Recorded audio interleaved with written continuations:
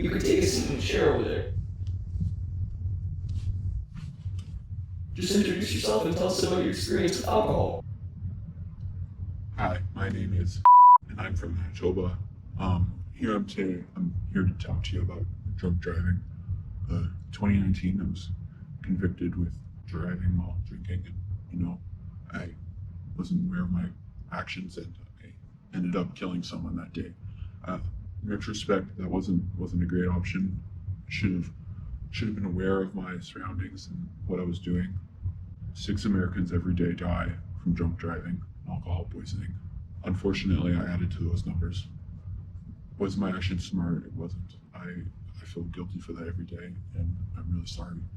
The delusional effects of alcohol weren't worth it to me, and the addictiveness really took hold. Even after I had just one drink when I was 15, and that's all it took. It was just that addicting. If you need help, ask. It's not worth it.